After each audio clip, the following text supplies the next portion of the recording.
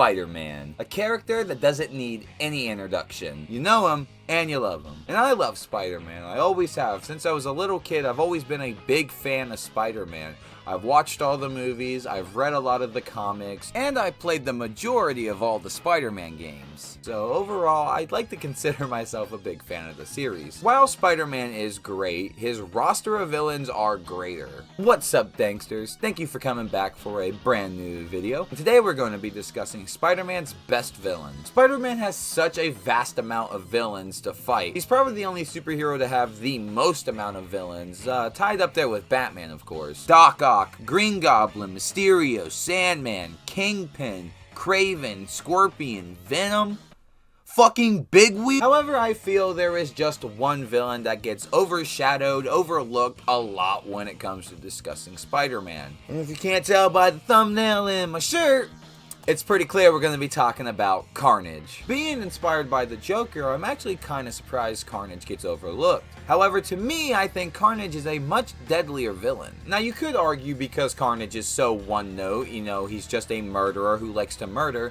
that it could be boring. And while I do like a good villain with a great backstory and a good motive as to why they're bad today, I do feel like in the world of Spider-Man, having one villain that's such a one note as Carnage is actually kind of refreshing. Carnage is just a psychotic serial killer, and it's kind of nice to have that every once in a while. And comic books. Cletus Cassidy is the man in the symbiote, and he would first appear in the Amazing Spider-Man issue 344. It's brief, but he is Eddie Brock's cellmate. Now, this comic really doesn't show Carnage at all. This is pretty much just to establish a setup for Cletus Cassidy, so we know the man behind the symbiote. It wouldn't be until Amazing Spider-Man issue 361 that the whole Carnage event would kick off, kicking off probably the best Carnage storyline ever, Maximum Carnage.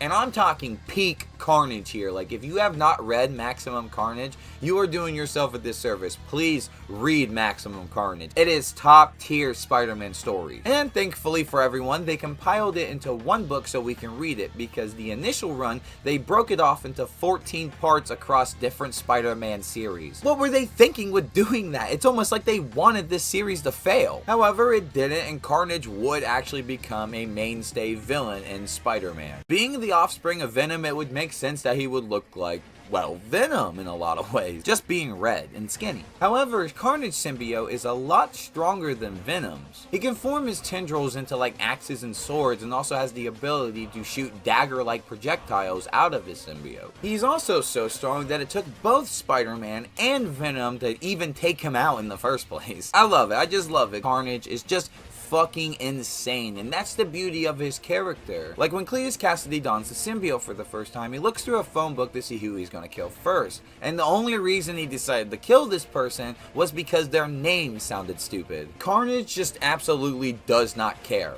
One time he was being chased by Spider-Man and Venom in an apartment complex, and to get them off his tail, he decides to take a baby and just throw it out the window. My god, that is hardcore. Maximum Carnage would actually end up doing so well that a Super Nintendo and Sega Genesis game would be made based on the comic. It's a nice fun beat 'em up, the graphics are nice, and it's animated really well actually. I love how the story is told through 16-bit renditions of the comics. The panels moving slightly, making them animating, was a great touch. Now, something I actually did want to mention here is that when Carnage breaks out in the video game, you can actually see blood on the floor. Why am I bringing this up? Well, because in the comics, they decided to censor this and make it white fluid instead of blood. So that makes the Super Nintendo game the goriest version of Maximum Carnage. Just wild. Now, I'm a Sega boy, and I always will be, but if you are going to play Maximum Carnage, I definitely would recommend the Super Nintendo version, just for the music alone.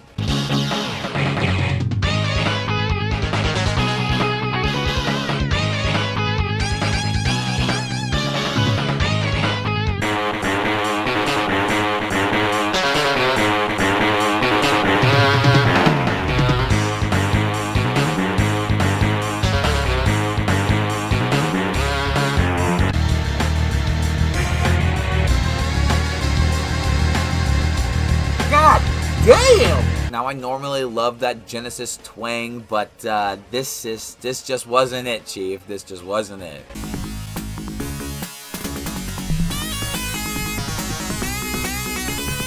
Overall, a really great game. It's hard though, but it is definitely worth a play. Even though the whole Maximum Carnage line ended, it definitely felt like Carnage was going to be a mainstay. He sure died in this universe, but they could obviously take the character elsewhere like they do several other times with other characters. It just definitely felt like Carnage was here to stay. After Maximum Carnage, nothing really happened. In 1996, he got 2 one-shot comics, and in 2004 he made a small appearance, but nothing really happened for the dude for a while. It wasn't until 2010 where Carnage would finally come back, but it was more of like he'd come back for a 5-part story here, or a 4-part story there, and it never really seemed to get any greater than that. I actually do own one of the extra side comics. I don't know what it's to, but in this issue, Carnage is fighting a werewolf, and I'm just not really sure how to feel about that. However, there was a series where they made Carnage a good guy, and it only lasted 3 issues. But I absolutely love this idea. A spell happened that flipped everyone's personality, and Carnage was affected by that. So instead of killing people, he decided he wants to save them. In his own way, of course. It's honestly a really cute idea for a Carnage comic, and I love how he got portrayed in here. I just wish it was a bit longer, you know? And then of course there was the whole Spider Carnage stuff, to just name a few. I could keep going about the comics, but besides comics, Carnage has also made quite a few video game and TV appearances. I already talked about Maximum Carnage. There was a sequel to it though called Separation Anxiety. And I say sequel, but I really mean it was kind of just the same game they made twice.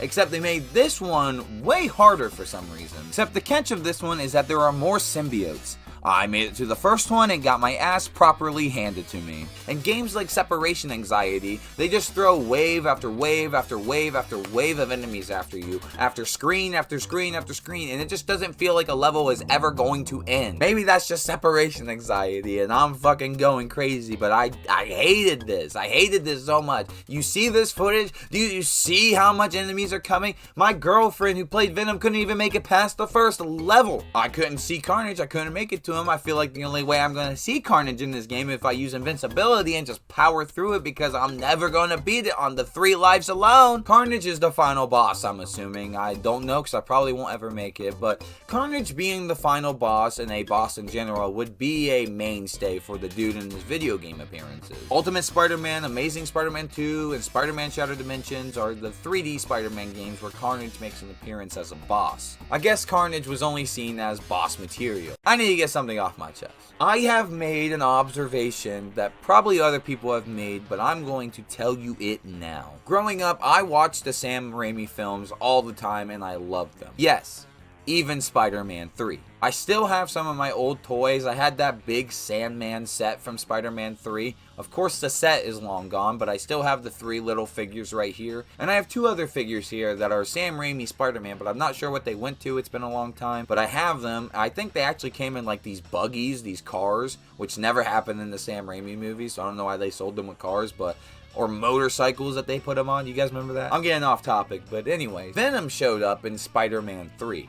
And that got me really excited because nothing I wanted more in this world was a live action Carnage. I really wanted that. I also wanted Carnage to be part of that universe because I was really attached to these characters, and this was still at the time that, you know, Spider-Man 4 was supposed to come out. I just kind of held on hope that, you know, if Venom can make it into these films, Carnage would soon be adapted. And as you all know, Carnage never would, at least in the Sam Raimi verse. However, sometime after Spider-Man 3, a little game came out called Spider-Man Friend or Foe. Everyone probably knows about this game. It was a low-tier Spider-Man game, but a lot of people, and me included, like to think that this is part of the Sam Raimi verse. Why people like to think that? Well, it's literally because the designs are the same. Spider-Man has his iconic Sam Raimi suit. Venom might be a little different here, but you can still see the similarities between the Spider-Man 3 outfit and this one. They just made him look more like Venom. Hey, they even did that in the toy too. It's really weird. Sandman and both the goblins have their Sam Raimi designs. Also, the title logo of the Spider-Man font shares the same as the Sam Raimi Spider-Man. So a lot of people drew the conclusion that this is part of the Sam Raimi verse. So why am I bringing all this up?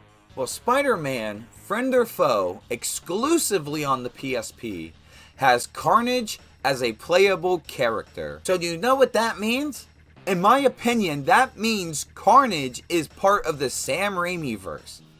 technically. And he looks pretty good here as well. If I would have known that Carnage was a part of this as a kid, I might have been slightly blown away. It being on the PSP is not that impactful, but it just begs the question, why only on the PSP? Why is Carnage only playable on the PSP? What makes that so special? Was there some kind of exclusivity deal I don't know about? Did Friend or Foe on PSP come later and that was a way to get people to buy it? Why? Why? Now, while his video game appearances have been pretty good, his TV run, it's not as good. It's been pretty lackluster, if I do say. His appearance in the 90s cartoon is noted as his best, mostly because of how Scott Cleverdon portrayed him. Think of the damage we can do now, man!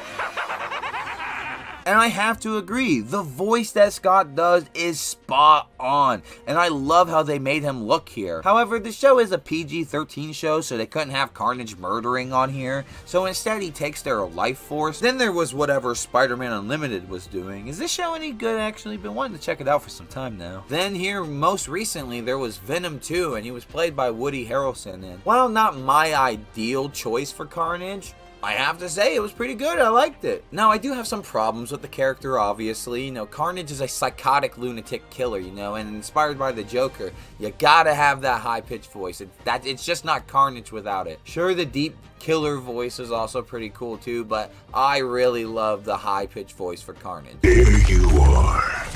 Death to you, Father. No! Not you, Father. You, Father. And also, I feel that he should have been in an R-rated movie. I don't think you can get your full potential out of Carnage by putting him in a PG-13 movie. Just like the 90s cartoon, you know. They did get a little bit more graphic here in the movie, which was awesome, by the way. Seriously, that fucking church fight with Venom and Carnage is it's so fucking good. And also, that prison break scene, Carnage is really good in Venom 2 when he's on screen. But what was that runtime? You know, of course, when the main man hits the big screen, Marvel says, you know what? We're gonna do our shortest movie, an hour and 37 minutes. What? Carnage is the best villain in the Spider-Man mythos to me. I've always been a fan. I can just remember as a kid of why I fell in love with Carnage. It's stupid. It really is.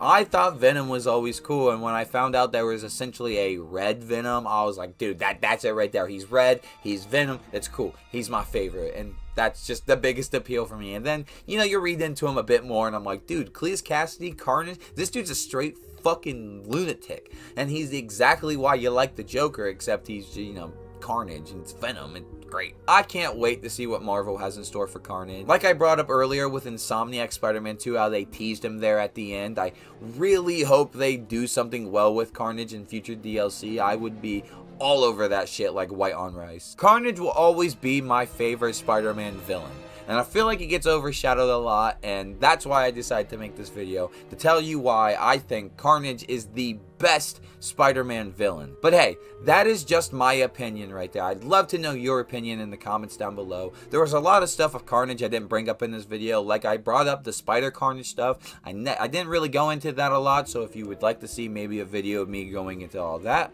I'd love to make it. Let me know in the comments down below. What's your favorite Spider-Man villain? I'd love to know. Let me know in the comments down below, and I'll get to you when I get to you. I have an Instagram, I have an X, and you guys can go follow me. Both of those links will be in the description down below. And while you're down there, can we try to get this video up to 10 likes? That'll be much appreciated. And also, while you're down there, can I get you to hit that subscribe button and the bell for post notifications, because I wouldn't want you to miss a single upload of mine, and it would take like 3 seconds, and I would greatly appreciate it. Also, for those daredevils who like to go the extra mile, I do have a Patreon, and it would mean a lot to me if you donated. It's up to you. I put a lot of work in these videos, and you would just be supporting the channel, and it would also be greatly appreciated. With all that said, guys, I'm gonna hop on out of here. Let me know what you think about the Spider-Man content. I'd love to do more if you guys want it, and just remember, that's the Dankers difference.